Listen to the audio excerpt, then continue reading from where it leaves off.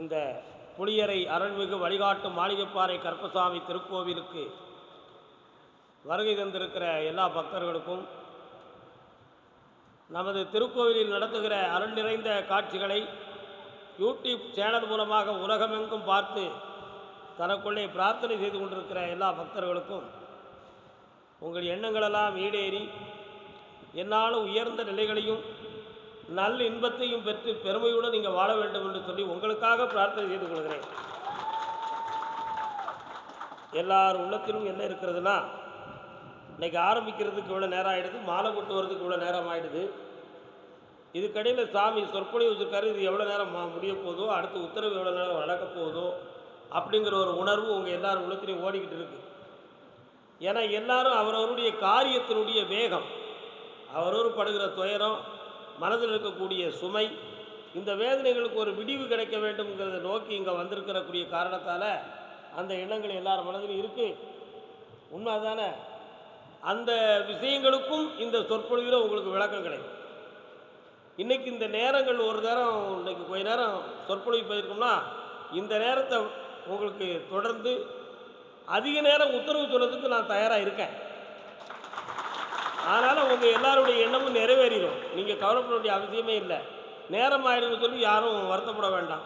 நெடுந்தூரம் பயணம் செய்து இங்கே வந்து உட்கார்ந்துருக்கீங்க. நெடுந்தூர பயணம் என்பது இருந்தாலும் கொஞ்சம் காலத்தை அப்படி சாமிக்காக ஒதுக்கி உட்கார்ந்தா எல்லாமே சரியாக நடக்கும். விதைத்த விதைகளெல்லாம் உடனே முளைத்து விடுமா? என்ன முளைக்குமா? முளைக்காது. விளையும் வரை காத்திருந்து அறுவடை செய்வதைப் போல வந்தவுடனே எல்லாம் நடந்துடணும்னு நினைக்காம பகவான் நம்மளுக்கு நடத்தி கொடுப்பாருங்கிற பக்குவம் பெற்ற மனதோடு நல் உணர்வோடு பொறுத்திருந்தால் எண்ணுவது நிறைவேறும், நடப்பதெல்லாம் இனிமையாகும். முதல்ல மனிதனுக்கு வந்து தேவை என்னென்னா ரொம்ப நிறைந்த மனப்பக்குவம். இந்த மனப்பக்குவத்தை பற்றி தான் நம்ம எல்லாருமே, நான் மட்டும் இல்லை, எனக்கு முன்னோடியாக இருந்த சித்தர்கள், யோகியர்கள், மகான்கள் அனைவருமே மனதை பற்றி நிறைய சொல்லியிருக்காங்க. இப்போ நம்ம ஒரு சுருக்கமாக ஒரு மனதில் இந்த கூட்டத்திலேயே சாமி கருப்பசாமி துல்லியமாக அருள்வாக்கு சொல்கிறது மாதிரி நம்மளும் சொல்லணும்னு நினச்சிக்கிட்டு இருக்கவங்களும் 2 பேர் 3 பேர் இருப்பான். குறி சொல்லணுங்கிற ஆசை உடையவனும் இருப்பான். ஆனால் எல்லாருக்குமே அந்த சக்தி கிடைக்காது. குறி என்பது என்னன்னா குறிப்பறிந்து சொல்லுதல். ஆனால் அருள்வாக்குங்கிறது எப்படிப்பட்டதுன்னு சொன்னால், மனிதனுடைய ஆத்மாவினுடைய பலனை ஞானத்தால் அறிந்து சொல்வது. ஆத்மாவினுடைய பலனை ஞானத்தால் அறிந்து சொல்வதற்கு மனிதன் தவம் இருக்கணும். ஒரு தெய்வத்தினுடைய சக்தி ஆற்றல் அவனுடைய ஆன்மாவிலே பதிந்து இருக்கணும். அப்போ தான் பிறருடைய ஆன்மாவில் இருக்கக்கூடிய முக்காலங்களையும் சொல்வதற்கும் அதை நற்காலப்படுத்தி சதுஸ்திரமாடுவதற்கும் அது வந்து இணையாக இருக்கும். அதனால் ஆசைப்பட்டவங்கெல்லாம் குறி சொல்கிற முடியும்னு சொன்னால் அது குறி சொல்லலாம், ஆனால் அருள்வாக்கு சொல்ல முடியும். முதல்ல வந்து மனிதனுக்கு இறைநெறி கொண்டவனுக்கு மனதை நேர்முகப்படுத்த தெரிய வேண்டும். அதுதான் ரொம்ப முக்கியம். மனதை நேர்முகப்படுத்தணும், உணர்ச்சியை ஒழுங்குபடுத்தணும். ஏன்னா நேர்முகப்படுத்துதல் என்பது அம்பு மாதிரி, வில்லு, வளைந்த வில்லு மாதிரி அது. ஆனால் உணர்ச்சியை ஒழுங்குபடுத்துதல் என்பதுனா அதில் இருக்கக்கூடிய பானம் போல. பானம்னா என்னது? அம்பு கூர்மையாக இருக்கும். அந்த நேர்முகப்படுத்தப்பட்ட வில்லிலே, அந்த நாணிலே அந்த அம்பை பூட்டி எய்கிற பொழுது வச்ச குறி தவறாமல் போய் படுறத மாதிரி மனதை நேர்முகப்படுத்தி உணர்ச்சியை ஒழுங்குபடுத்தி லட்சியத்தோடு ஒருத்தன் தவம் இருந்துட்டான்னா அந்த தவம் நிச்சயமாக ஜெயிக்கும். அதில் எந்த சந்தேகமும் கிடையாது. ஆனால் அந்த தவம் இருக்கிறதுக்கு முதல்ல அவனுக்கு நல்ல அறிவும் ஒரு நல்ல குருவும் முதல்ல கிடைக்கணும். அதுதான் அந்த உலகத்திலேயே ரொம்ப முக்கியம். ஏன்னா இந்த உலகம் வந்து ஒரு பிரதிபலிப்பு வாய்ந்தது. பிரதிபலிப்பு. இப்போ திருமூலர் சொல்லும்போது சொல்லுவார், நட்டகல்லை தெய்வம் என்று 4 புஷ்பம் சாத்தி சுற்றி வந்து முணமுணன்று சொல்லு மந்திரம் ஏதடா, நட்டகல்லும் பேசுமோ நாதன் உள்ளிருக்கையில் சுட்ட சட்டி சட்டுவோம் கரிச்சுவை அறியுமோ அப்படின்னு திருமூலர் ஒரு வார்த்தையை சொன்னார். இது வந்து சித்தர்கள் ஞானத்தில் உணர்த்தப்பட்டதும் உணர்ந்ததும் எடுத்துக்கிட்ட ஒரு பெரிய உண்மை. இந்த பாடலை உலகமெங்கும் சொல்லுவாங்க. ஏன்னா அதை வந்து நிறைய பேர்கள் மனப்பாடம் செவியார கேட்டு பெருமைக்கு சொல்கிறவங்களும் உண்டு, உணர்ந்து சொன்னவங்களும் உண்டு, அதை அனுபவப்பட்டு பார்த்தவங்களும் உண்டு. பெருமைக்கு சொல்கிறவன் மேடையில் பேசிட்டு போயிடுவான். அனுபவம் போட்டு சொல்கிறவன் இப்படி ஒரு விஷயம் இருக்குன்னு சொல்லி அறிவால் தனக்குள்ள உணர்ந்து சொல்லுவான். அதை உணர்ந்து சொல்லக்கூடியவன் இது எப்படிப்பட்டதுங்கிறத தன் மனதை உணர்வான். மெய் உணர்தல், அதுக்கு பேர் மெய் உணர்வு. பிரதிபலிப்புன்னு நான் சொன்னேன். பிரதிபலிப்புனா என்னது? ஒரு சிலர் பிரதிபலிப்பை மாயை அப்படின்னு சொல்லுவாங்க. ஆனால் அது சரியா தவறாங்கிறத பல்வேறு நூல்களை படித்து குழப்பமடைவதை விட, மாயை என்பது கண்ணுக்கு தெரிந்து கருத்துக்கு நிலைக்காமல் போனது தான் மாயைங்கிறது தான் ஞானிகளுடைய வாக்கு. காணல் நீர் கண்ணுக்கு தெரியும் இருப்பது போல, ஆனால் தொட்டு பார்த்தோம்னா அது இருக்காது. அதுதான் மாயை. எங்கேயோ மாயமாக மறைந்தது அப்படின்னு சொல்கிறது மாதிரி அது ஒரு மாயை. மாயையில் 32 விதம் இருக்குது. எப்படி 32 விதம்? மனிதனுடைய உடலுக்குள்ள 32 பூத விதானங்கள் இருக்குது. பூதகம் என்றாலே சுழலுதல் என்பது. மனிதனுடைய உடம்புக்குள் இருக்கக்கூடிய பிராணவாயு, கரியமில வாயு போன்ற 18 வகையான வாயுக்களும் 32 சுழற்சிகளுக்குள்ள உடம்புல சுழன்றுக்கிட்டு இருக்கு. அந்த சுழற்சிகள் சுழன்று கொண்டு இருப்பதை உணர்ந்தவன் பூதங்களை அடக்கிவிட்டான் என்பது. இந்த ஒவ்வொரு இடத்திலையும் அந்த வாயுக்கள் சுழல்கிற பொழுது மனிதனுக்கு ஒவ்வொரு புத்தி வரும். குண்டலினி பருவத்தில் போய் அந்த வாயு சுழண்டுச்சுன்னா ஞானத்தை பற்றிய சிந்தனை வரும். சுவாதிஷ்டானத்தில் போய் ஒரு மனிதனுக்கு அந்த வாயுக்கள் போய் சுழண்டுச்சுன்னா உலகத்தில் இல்லாத ஆசையெல்லாம், கற்பனை கனவுகள்லாம் சேரும். ஆனால் கண்ட கனவெல்லாம் நிறைவேறாது. ஆனால் கனவுல தான் காட்டும். இப்படி ஒவ்வொரு இடத்திலும் வாயுக்கள் சுழலுவதை வைத்து 32 விதமான மாயைகள் அப்படின்னு சொல்லுவோம். ஏன் வாயுக்கள் சுழல்வது 32 பூதத்தில் சுழன்று 32 விதத்தில் கருத்துக்கும் கண்ணுக்கும் காட்சி கொடுக்கும். ஆனால் நிலைத்து பருவுணர்வில் நிலைத்து அதை தொட்டு பார்க்க முடியுமான்னு சொன்னால் அது முடியாது.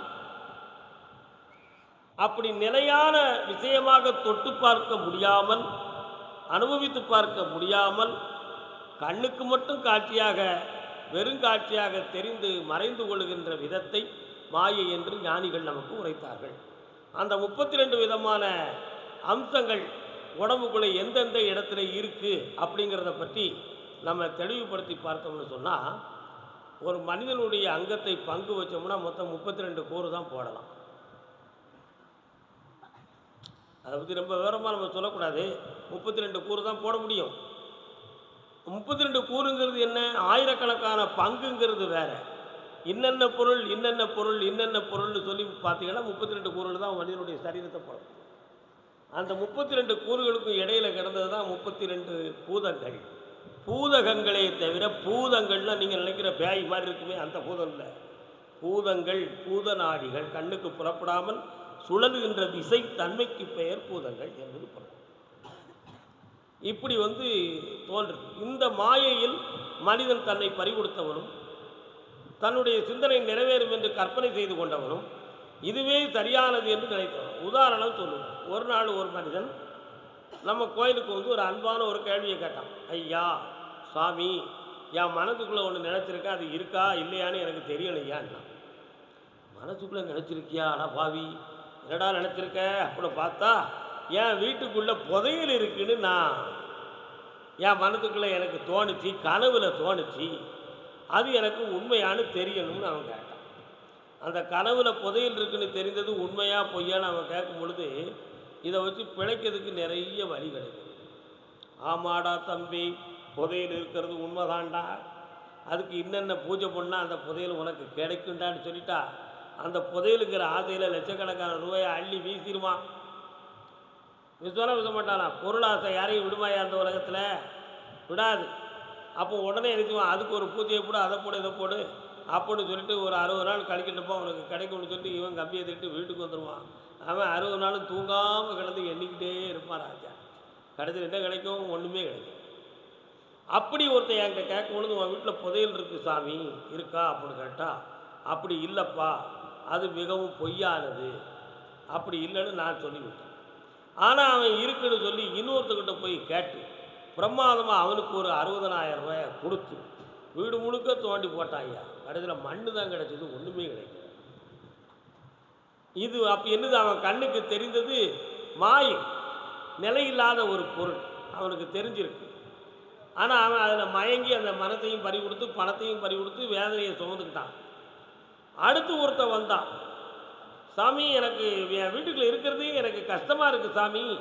இதுல என்ன இருக்குன்னு எனக்கு தெரியலையே சாமி. எனக்கு ரொம்ப கஷ்டமா இருக்கு சாமி. சாமி சாமி. தம்பி, ஒண்ணுமில்ல, உன் வீட்டில் மண்ணுக்கு கீழே ஒரு பொருள் இருக்குடான்னு நான் சொன்னேன். அவன் நினச்சிக்கிட்டான், தங்கம் தாண்டா இருக்குது, நமக்கு வைரமும் தங்கமும் இருக்குது, அதனால் சாமி சொல்லிட்டாருன்னு அவனுக்கு சந்தோஷம் தாங்க முடியல. அவன் முகமே சும்மா அண்டலர்ந்த செந்தாமரை மலர்போல் ஒளி வீசியது. கோயிலாக கழிச்சு 2ஆம் தரம் கூப்பிட்டேன். இல்லை, மண்ணுக்கு கீழே தான் இருக்குன்னு சொன்னேன், அது என்னன்னு நீ தெரியுமா உனக்கு அப்படின்னு கேட்டேன். இல்லை, மண்ணுக்கு கீழே புதையல் தானே இருக்கும் அப்படின்னா. புதைத்தது இருக்குடா அப்படின்னு. சாமி, இது எப்படி எனக்கு புரியலையேன்னா. ஆமாப்பா, வீட்டுக்குள்ளே புதைத்தது இருக்குது. அப்பவும் அவன் சிந்திக்கான், பாசிட்டிவ் திங்கிங். ஆமாம், புதைத்ததுங்கிறது அவன் பொன்பொருளுக்குள்ளே புதைச்சி வச்சுருப்பான், அது இல்லாமலாம் இருக்கும். அவர் சொல்லி தரதான், நமக்கு கூட்டத்தில் மறந்து சொல்லிட்டாரு அப்படி இவன் புரிஞ்சுக்கிட்டான். அவன் அறிவு அப்படி சிந்திச்சு. உடனே போய் 2 பேரை கூப்பிட்டு ஒரு சேவலை அறுத்து, எவ்வளோ சொல்லியிருக்கான், அறுத்து விட்றா, அவனுக்கு கிடைக்க முடியும். அந்த ஆள் ஆழமாக தோன்றான், உள்ளேருந்து எறும்பு கூட வந்துச்சு. நம்ம மண்ணுக்கு கீழே ஒன்று இருக்குடான்னு சொன்னோம், இருக்குடாங்கிறது இன்னதுதான்னு சொன்னது கேட்குறதவரை அவன் பொறுக்கிறதுக்கும் தயார் இல்லை, நாமளும் அந்த இடத்துல சொன்னதுக்கும் தயார் இல்லை. ஆனால் அவன் அதை தோண்டணும் பார்க்கணுங்கிற விதி இருக்குது. அதை கட்டி பார்த்தா கடைசியில் மண்ணுக்கு கீழே என்ன இருந்துச்சு, எறும்பு கூட இருந்துச்சு. என்ன விஷயம், பழங்காலத்தில் அது இடுகாடாக இருந்த இடத்துல ராஜா வீடு கட்டி உட்காந்துருக்காரு. இப்படி ஒரு நிலை இருந்துச்சு. அதாவது மாயை மனதில் தோன்றுவதெல்லாம் நடக்கும் அப்படின்னு நினச்சோம்னா அதுதான். குறி சொல்லலாம், அருள்வாக்கு சொல்லலாம். கோயிலை கட்டியாச்சு. ஒருத்தன் கோயில் கட்டினான். கோயிலை கட்டிட்டு சாமி எனக்கு அருள் வர மாட்டேங்குன்னு சொல்லி ஒவ்வொரு பூசாரிட்டியாக போய் லட்ச லட்சமாக கொண்டு பணத்தை கொடுத்து சாமி வரணுங்கிற ஒரு ஆசையில் நீ நம்ம குறி சொல்லலாம்ப்பா போப்பா அப்படின்னு சொன்னால் கடைசியில் அவனுக்கு ஒன்றுமே வரல. 10 லட்ச ரூபாயை ஏமாந்தான். கடைசியில் கோயிலையும் என் வீட்டையும் விற்க போகிறோம்னு சொல்லி விளம்பரம் கொடுத்தான். இது என்னது? ஆசை, மனிதனுடைய ஆசை. அவனுக்கு இந்த பிறவியில் அந்த சக்தி கிடைக்கும் கிடைக்காதுங்கிறத பற்றி அவன் தெரியறதுக்கு அவனால் முயற்சி பண்ணதுக்கு முடியலை. இன்னொருத்தர் இருக்கான், பிரதிபலிப்பு தன்மை. இப்போ நான் இருந்து இந்த இடத்துல அருள்வாக்கு சொல்லிட்டு இருக்கேன் சாமியை நினச்சி, என் கூடவே இருக்கிறவனுக்கு ஒரு ஆசை வந்திருக்கு, நம்மளும் சொல்லணும்னு சொல்லி. அவன் எப்படிடா இந்த ரகசியம் இருக்குன்னு சொல்லி எவ்வளவோ முயற்சி பண்ணி பார்க்குறான். ஆனால் அவனுக்கு அந்த ரகசியம் தெரிய மாட்டேங்குது. ஏன்னா என்கிட்ட தான் ஒரு ரகசியமும் கிடையாது, அவனுக்கு தெரிய மாட்டேங்குது. இது கடவுள் கொடுத்த ஒரு சக்தியும் ஒரு ஞானமும், அதை வச்சு தான் நம்ம சொல்லிக்கிட்டு இருக்கோம். இது ஒரு மாயமும் கிடையாது, ஒரு மந்திர வித்தையும் கிடையாது. என்ன, இதனுடைய விசித்திரத்தினுடைய தன்மையை தவம் இருந்தால் தான் பெற முடியும், எதுவும் முடியாது. உடனே அவனும் ஒரு கொட்டையை போட்டுட்டு சாமி மாதிரி அரைச்சித்த மாதிரி ஒரு சில வார்த்தைகளை சொல்லி, இப்போ என்னென்னா அவனுடைய உள்ளத்துக்குள்ளே நான் இருந்து சொல்கிற மாதிரி அவனாக கற்பனை பண்ணிக்கிட்டு ஒரு நாடகம் ஆடிக்கிட்டு இருக்கான். இதுக்கு பேர் என்ன? பிரதிபலிப்பு. நம்ம குருவை மாதிரி நம்மளும் இருக்கணும் அப்படிங்கிற ஒரு பிரதிபலிப்பு. அந்த பிரதிபலிப்பு எங்கேருந்து வரும் அப்படின்னு சொன்னால் அநாகதத்திலிருந்து வரும். இப்போ தான் நீங்கள் ஆதாரம்ங்கிற சக்திக்குள்ளேயே வாரம். நம்ம அநாகதம் என்பது என்னது அப்படின்னு சொன்னால் மர்மஸ்தானம். மர்மம் மா இர் மாயும். மர்மம் என்றால் மறை பொருள் என்பது அர்த்தம். ஆனால் மருமம் மாயும் மருமம் அப்படி என்றால் நெஞ்சின்னு அர்த்தம். தமிழுடைய விளக்கம் மர்மஸ்தான், மருமஸ்தான். அதாவது பாரதி ஒரு இடத்துல சொல்வார், தர்மத்தின் வாழ்வு தன்னை சூதுகவும் தர்மம் மறுபடியும் வெல்லும் என்று மர்மத்தின் நினைவில் உணர்ந்திருந்தால் தர்மமே ஜெயிக்கும் என்பதை உணர்வாய் நீ பாரதி சொல்லும். அப்போ மர்மம்னா எனக்கு இந்த இடத்துல மனசு இருக்கிற இடம் நெஞ்சு அப்படின்னு அவர் சொல்கிறார். நெஞ்சம்னு சொல்கிறார். ஆனால் மனசு மூளையிலிருந்து வருதுங்கிறத அவர் அடுத்து சொல்லியிருக்காரு. அது வேற சப்ஜெக்ட். அப்போ அநாகத ஒலி 6 மாதத்துக்குள் கூடிய உள்ள நினைவுகள், எண்ணங்கள், ஆசைகள் புறாவும் நம்முடைய இருதய ஸ்தானத்தில் பதிந்து இருக்கும். இருதயத்துக்கும் மூளை ஸ்தானத்துக்கும் ஒரு தொடர்பு இருக்குது. மனிதன் என்னைக்காவது அயர்ந்து உறங்கும் பொழுதும் அவனுக்கு அந்த இதயத்திலிருந்து ஒரு சத்தம், ஒரு ஒலி கனவுல தெரிஞ்ச மாதிரி தெரியும் அல்லது மாயத்தில் தெரிஞ்ச மாதிரி தெரியும். அதுக்கு பேர் அநாகத ஒலி. இந்த அநாகத ஒலியை வச்சுக்கிட்டு இது நமக்கு கடவுள் சொல்லுதாரு அப்படின்னு நினச்சி மாயையில் மயங்கிட்டான்னா அவன் ஏமாந்து போய். அதனால் அநாகத ஒலிக்கு மனிதன் பேசுவதைப் போலவே தூண்டுவதைப் போலவே நினைவில் உணர்த்துகின்ற தன்மை உண்டு. அதை ஒரு தத்துவ ஞானி அருமையாக சொன்னார். ஒவ்வொரு மனிதனும் ஒவ்வொரு நீதிமன்றம், ஒவ்வொரு மனிதனும் ஒவ்வொரு நீதிமன்றம் அவன் மனத்துக்குள்ளே அறிவு ஒன்று கேட்கும், மனசு ஒரு பதில் சொல்லிக்கிட்டு இருக்கும். தனக்குள்ளேயே உழந்துக்கிட்டு இருப்பான். அறிவு ஒன்று கேட்கும், மனசு ஒன்று பதில் சொல்லும். மனசு ஒன்று கேட்கும், அறிவு ஒரு பதில் சொல்லும். ஆக உள்ளுக்கே ஒரு ஆர்குமெண்ட் நடந்து கொண்டே இருக்கும். ஜட்ஜ்மெண்ட் தெரியாமல் அலைவான். அப்போ ஒவ்வொரு மனிதனுடைய இதயத்துக்குள்ளும் ஒரு நீதிமன்றமே நடந்துக்கிட்டு இருக்கு. நடைமுறையினுடைய இயற்கை தன்மை தான் மனிதனுக்கு ஒரு தீர்ப்பவே நமக்கு கொடுக்கும். அப்போ மனிதனுடைய ஆசைகள் எல்லாமே எப்படிப்பட்டதாக இருக்கும்னா உண்மையானதாக இருக்கும். மனிதன் பக்குவப்பட்டு வந்தால் தான் ஞானத்தினுடைய ஆசைகள் நிறைவேறும். இந்த தவம்னு சொல்லுகிற பொழுது தவத்தினுடைய வலிமை என்ன? ஒருநிலைப்படுகின்ற மனம். ஒரே நோக்கத்தில் தவம் இருக்கிற பொழுது மனிதனுடைய உணர்வுகள் என்ன செய்யும்னா அதுவும் ஒரே நோக்கத்துக்கே போயிடும். சந்தையில் போய் நம்ம கூட்டம் நிறைய இருக்கும், ஃபோன் பேசுவோம். சந்தை கூட்டத்தில் ஃபோன் பேசினா சரியாக கேட்காது, ஆனாலும் ஃபோன் பேசிக்கிட்டு தான் போவோம். சந்தை இறைச்சல் ஒரு பக்கம் இருக்கும், அந்த ஃபோனில் கேட்குற சப்தம் ஒரு பக்கம் கேட்கும். எவ்வளோ இறைச்சல் இருந்தாலும் இவனுடைய மனசு அந்த ஃபோனில் வரக்கூடிய செய்தியை மட்டும் கேட்கறதுக்கு இவன் மனது தயாராகிடுதே. அந்த மனம் தயாரானது விதத்துக்கு பேர் நேர்முகப்படுத்துதல். அந்த உணர்வுகளை செவி பக்கம் செலுத்தியதுக்கு பேர் என்னது? உணர்ச்சியை ஒழுங்குபடுத்துதல் என்பது பொருள். இதே விஷயம் இந்த கூட்டமே இல்லாமல் தனித்த முறையில் மனதையும் உணர்ச்சியையும் ஒருநிலைப்படுத்தி ஒரு லட்சியத்தோடு இருந்தோம்னா அதுதான் தவத்தின் வலிமை. அந்த தவத்தின் வலிமைக்கு நிச்சயமாக அவனுக்கு என்ன செய்யும்? வெற்றி என்பது கிடைக்கும். அப்படி கிடைத்து இந்த உலகத்தில் வென்றவர்களும் நின்றவர்களும் வாழ்வில் அதிகம். எத்தனையோ மகான்கள், எத்தனையோ முனிவர்கள். சுவாமி வள்ளலார் அவர்கள் 2 பெட்டி வச்சுருந்தார். அந்த பெட்டிக்கு பூட்டும் கிடையாது, திறவுகளும் கிடையாது. ஒன்று என்னது? சிற்றம்பலம், இன்னொன்று பொன்னம்பலம். சிற்றம்பலம் என்னது? பொன்னம்பலம் என்னது? சிற்றம்பலம் என்பது சித்தம், உடல், உடலுக்கு உள்ளே இருக்கக்கூடிய உள்ளம். பொன்னம்பலம் என்பது என்னது? சகசிராரம். சகசிராரத்திலிருந்து கிடைக்கிறத பூரா சிற்றம்பலத்துக்குள்ளே இறக்கி, சிற்றம்பலத்திலிருந்து கிடைக்கிறதெல்லாம் சகசிராரத்துக்கு ஏற்றி, இந்த ரெண்டுக்கும் இடையில் இருக்கக்கூடிய ஞானத்தின் மூலமாக அந்த உலகத்துக்கு அதிசயங்களை காட்டி வியப்புடன் வாழ்ந்த மகான்கள் தான் சிற்றம்பலம் பொன்னம்பலம் அப்படிங்கிற தன்மையை உணர்ந்தார்கள் என்பது பொருள். பட்டினத்தடிகளார் எங்கே போனாலும் திருச்சிற்றம்பலம் திருச்சிற்றம்பலம்னு சொல்வார். என்ன அர்த்தம்? என் உள்ளத்துக்குள்ளே ஒன்று வச்சிருக்கேன் சிவனே, நீயே என் ஆன்மாவுக்குள்ளே இருக்கிறாய் ஆண்டவரே என்று தன்னுடைய சிற்றம்பலமாகிய ஹிருதயஸ்தானத்தை அடிக்கடி உணர்த்தி கொண்டே இந்த உலகத்துக்கு ஞானத்தை கொண்டு வந்தவர் பட்டினத்து சாமியார். அதே மாதிரி வள்ளலார். இந்த மாதிரி நிறைய விஷயங்களை நமக்கு கடவுள் நம்முடைய சரீரத்துக்குள்ளே கொடுத்துருக்கிறார். அப்போ நம்மளுடைய சரீரத்துக்குள்ளே இருக்கக்கூடிய ஆத்மாவையும் உணர்வையும் மனதையும் நினைவையும் ஒருநிலைப்படுத்தி கொண்டு வந்தோம்னா நம்ம எல்லா சக்தியும் பிரபஞ்சத்திலிருந்து பெற்றுக்கலாம். பிரபஞ்சத்திலிருந்து பெறலாம் அப்படின்னு ஒரு வார்த்தையை சொல்லிட்டோமே, அதுக்குரிய விளக்கம் என்ன? பிரபஞ்சம் என்பது பஞ்சபூதங்கள் நிறைந்த இந்த உலகம். கிருதி அப்படிங்கிறது பஞ்சபூதங்கள் இருக்கக்கூடிய அதிர்வு அலை. அதான் பஞ்சபூர கிருதிகள் அப்படின்னு சொல்லுவோம். அதில் ஆகாயம் மிக அற்புதமானது, உருவற்றது. ஆனால் கருவை அதுதான் என்று சொல்வார். ஸ்கை கருவை அதுதான், ஆனால் அதுக்கு உருவம் கிடையாது. ஆன்மா ஆகாயத்துக்கு உருவம் இருக்கா? கிடையாது. ஆனால் அந்த ஆகாயம் என்று வெட்ட வெளியில் நிறைந்து கிடக்கிற சக்திகளுக்கு அளவே கிடையாது. உதாரணம் பாருங்கள், மனிதன் வீட்டுக்குள்ளே படுத்திருக்கும் பொழுது ஒரு சிந்தனையோடு இருப்பான். அதனால படுத்துட்டு எந்திக்கணுங்கிறது போது ஒரு சிந்தனை மாறும். எந்தித்து உட்கார்ந்த உடனே ஒரு எண்ணம் மாறும். அதனால உட்கார்ந்து எந்திரிச்ச உடனே நடக்கிற சமயத்தில், நிற்கிற சமயத்தில் ஒரு உணர்வு வரும், ஒரு சிந்தனை வரும் மனசுக்கு. நடக்கும் பொழுது ஒரு சிந்தனை வரும். நடந்து காலை கடன்களை முடிந்து வாசல் படியில் நிற்கும் பொழுது இதெல்லாம் முடிந்து வித்தியாசமான ஒரு சிந்தனை வரும். இந்த வித்தியாசமான சிந்தனை எங்கேருந்து வந்துச்சு? முதல்ல படுத்திருந்ததுலேருந்து எழுந்து நடந்து வீட்டுக்குள்ளே நிற்கிறது வரை இருந்த சிந்தனைகள் வேறு, வெளி வாசலுக்கு வந்த உடனே ஏற்பட்ட சிந்தனை வேறு. அதில் உள்ள வித்தியாசம் என்ன? அது எப்படி நடந்துச்சுன்னு கேட்டால், நீ வெளிவாசலுக்கு வந்த உடனே வெளி உலகத்தில் உள்ள காற்று உன் மேனியை தொடும் பொழுது அதில் என்னமெல்லாம் கலந்துருக்கு? 8000 ஜீவசந்துக்களுடைய உணர்வு அலைகள் அதில் கலந்துருக்கு. 8000 ஜீவசத்துக்குடைய சிந்தனை சக்திகள் பூரா அதில் கலந்துருக்கு.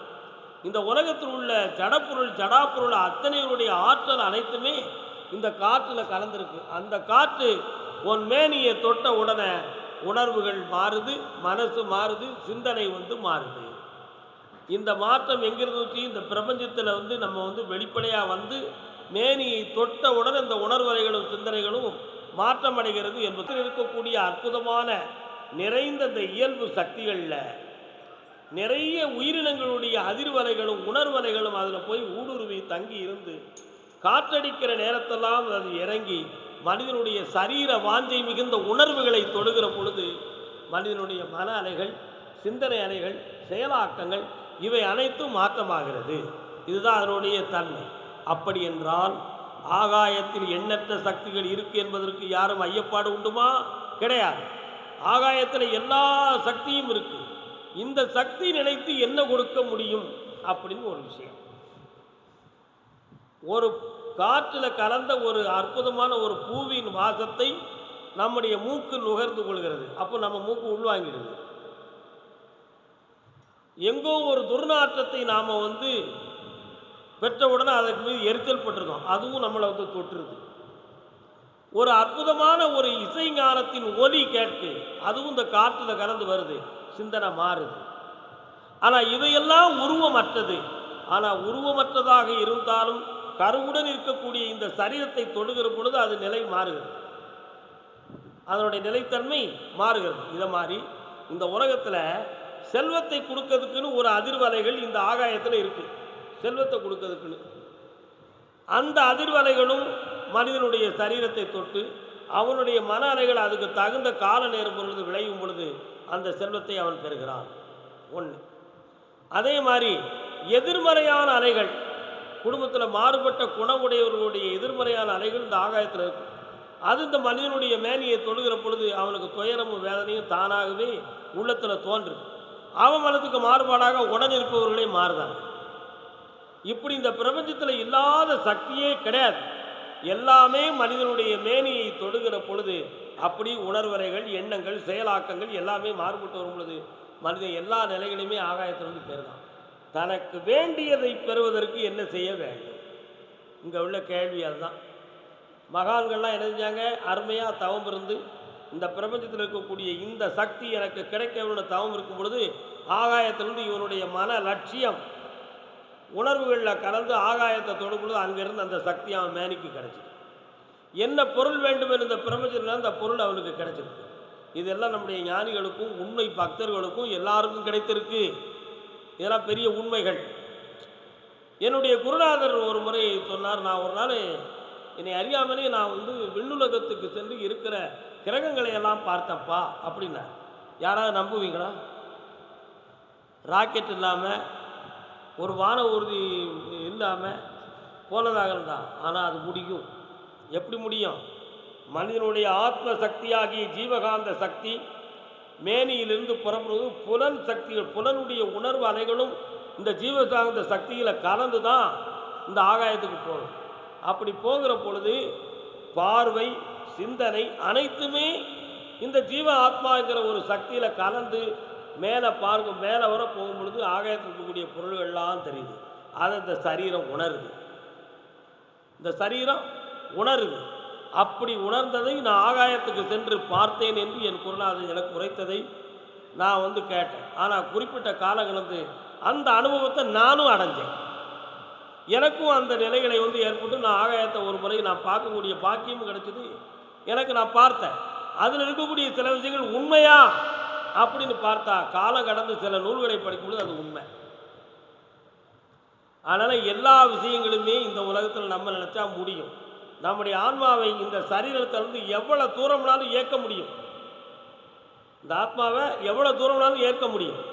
அப்படி ஏற்றுகிற பொழுது நம்முடைய உந்தி ஸ்தானமாகிய தொப்புள்ள இருந்து நம்ம இயக்கிய ஜீவாத்மாவுக்கும் அதுக்கும் ஒரு அதிர்வு அலைகள், ஒரு தொடர்பு இருக்கும். அது நீல வண்ணத்தை சார்ந்தது.